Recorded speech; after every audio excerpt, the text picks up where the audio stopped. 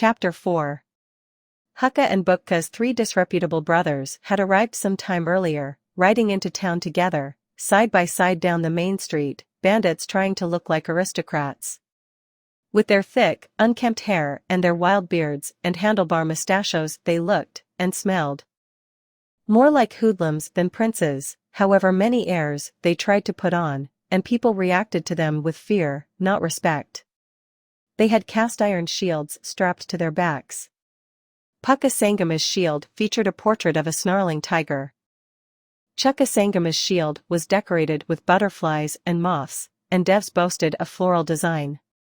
Swords and daggers hung from their waistbands, and in dirty leather sheaths worn beneath the shields, the hilts of the swords protruding for easy access.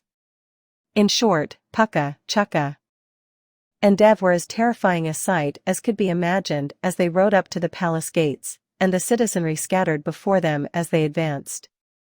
The news of Hukka and Bukka establishing their rule over a miraculously newborn city had spread fast, along with rumors of a treasury overflowing with golden coins called pagodas, and also, people said, golden varhas of different weights.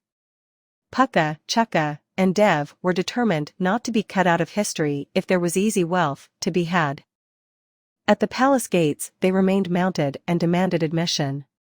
"Where are those rascally brothers of ours?" bellowed Chukka Sangama. "Did they think they could keep all these riches to themselves?" But he and his brothers were faced with a sight so unfamiliar in their experience that it punctured the balloon of their belligerence and made them scratch their heads. What stood before them was a phalanx of spear-carrying palace guards wearing golden breastplates, shin guards, and 4 cuffs, with swords in golden scabbards at their waists and long hair braided beautifully on top of their heads. They wore golden shields and grim expressions. And they were women. All of them. Tall, muscular women soldiers who meant business. Chukka, Pukka, and Dev had never seen such a thing. "Is this what those fools are doing now?" Chukka demanded. "Sending ladies out to do unladylike business?" "This is nothing new," said the captain of the guard, a giant with a ferocious face and large, heavy-lidded eyes. Her name was Ulupi, and she was named after the daughter of the Serpent King. "In this city, women have guarded the imperial palace for generations." "That's interesting," said Pukka Sangama, "because I'm sure this city wasn't here the last time we passed through the neighborhood." "You must be blind," Captain Ulupi answered him. "For the power of the empire and the grandeur of its capital city have been known to all for longer than it is necessary to say." "And so Hukka and Bukka are in there, taking part in this phantom delirium?" Dev demanded. "Whatever this delusion is, they are happy to go along with it." "And with you?" "The king and the crown prince are fully supportive of the highly trained and fully professional officers of the palace guard," said the captain. "And you'll find, if you defy us, that we are not so ladylike at all." Now the truth was that the three younger Sangama brothers had been earning a dishonest living for some time as highway robbers and cattle thieves, and had recently added horse thievery to their repertoire on account of the establishment of an international horse-trading enterprise at the port of Goa. Portuguese entrepreneurs had begun importing Arab stallions by sea to sell to several regional princes. Ambushing the horse convoys and reselling the beautiful animals on the black market was proving to be lucrative business, but it was also becoming dangerous, because the ruthless Tamil gangs of Maravar and Kaular thieves had moved into the area and brought along their murderous reputations. And the Sangama brothers, fearing for their lives, and being less than heroic, were looking for something less life-threatening to do.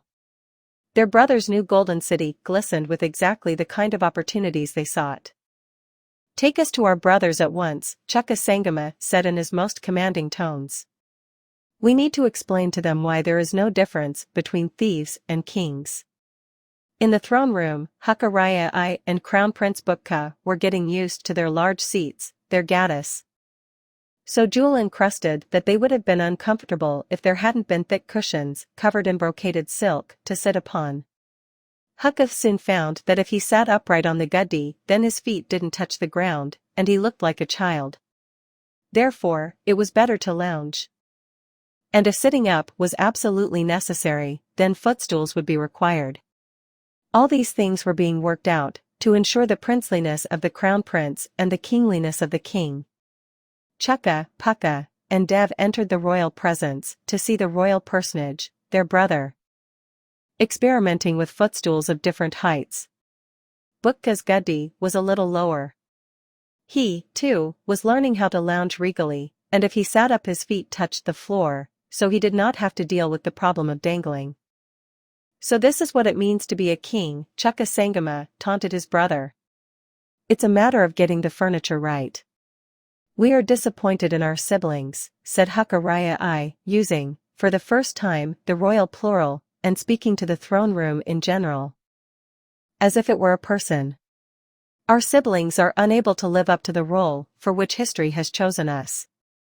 They are dark princes, shadow lords, phantoms of the blood. They are stale bread. They are rotting fruit. They are moons in eclipse. As they are our brothers, Bukka said. Also addressing the empty air, our choices are straightforward, but limited. Either we have them executed immediately, as potential traitors, would-be usurpers, or else we give them a job. It's too early in the morning to spill family blood, said Hakaraya I. Let's think of something for them to do. Let's give them a job far away, Bukka suggested. Very far away, Hakaraya I agreed. Nellore, Bukka proposed. That was on the eastern seacoast, approximately 300 miles distant. It needs conquering, Bukka added.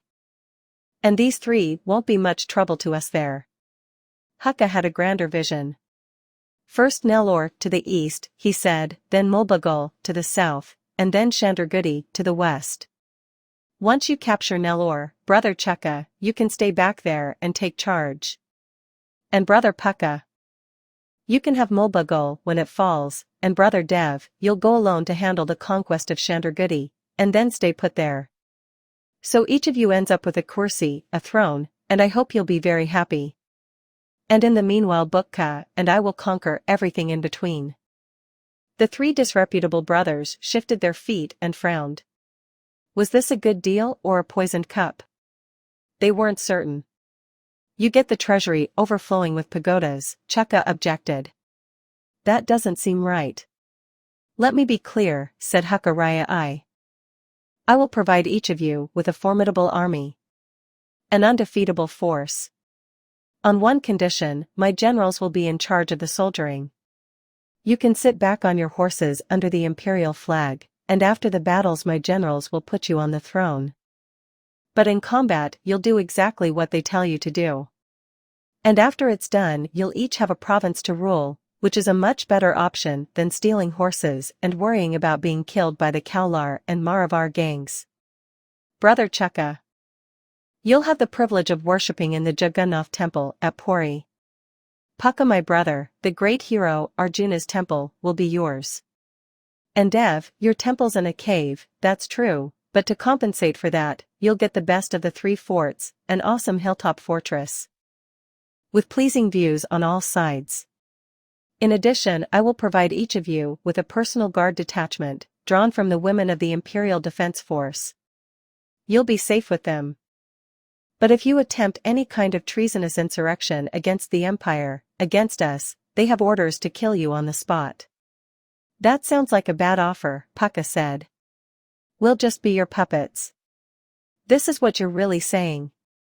Maybe we should just refuse your proposal and take our chances.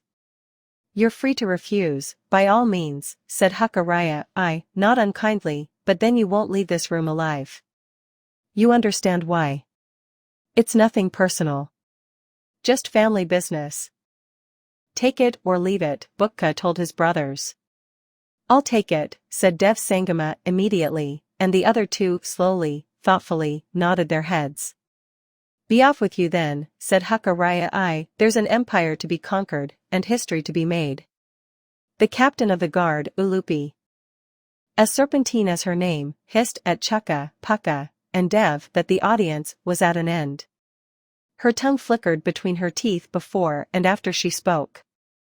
One more thing, Hakaraya, I called after them. I don't know when we will see each other again, if ever. So there's something you should know. What's that? Growled Chukka, the most discontented of the exiting three. We love you, Hukka said. You are our brothers, and we will love you until you die.